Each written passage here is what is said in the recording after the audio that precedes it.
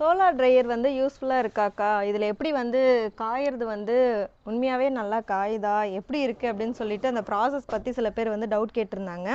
காலையில் வந்து இந்த முளைக்கட்டின பயிர் எல்லாமே வந்து நாங்கள் காய வச்சுருந்தோம். இப்போ அது எப்படி காஞ்சிருக்கு அப்படிங்கிறத காட்டுறேன்.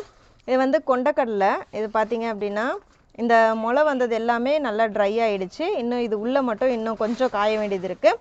இது நாளைக்கு வந்து நல்லா காஞ்சிரும்னு நினைக்கிறேன். நெக்ஸ்ட்டு பார்த்தீங்கன்னா பச்சைப்பயிறு வைக்கும் போது வந்து பார்த்திங்கன்னா அவ்வளோ க்ரீனாக நல்லா பெருசு பெருசாக இருந்தது. இப்போ கொஞ்சம் அந்த டீஹைட்ரேட் ஆகிட்டு நல்லா கொஞ்சம் காஞ்சிருக்கு. ஸோ இதுவுமே நாளைக்கு ஒரு நாள் வச்சா இன்னும் நல்லா முளமுளன்னு ஆகிடும். இது பார்த்திங்கன்னா கம்பு, இது நல்லா காஞ்சிடுச்சு.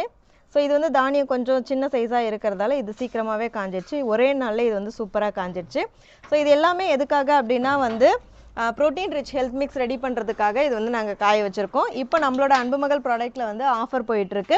ஃப்ரீ ஷிப்பிங் மட்டும் இல்லாமல் ஃப்ரீ கிஃப்ட்டுமே இருக்குது. ஸ்க்ரீனில் இருக்க வாட்ஸ்அப் நம்பருக்கு மெசேஜ் பண்ணி நம்மளோட ப்ராடக்ட் பற்றியும் தெரிஞ்சுக்கோங்க. ஆஃபரில் நீங்களும் வந்து புக் பண்ணிக்கோங்க. இருப்பை வைத்து இன்பமாக வாழலாம். தேங்க்யூ.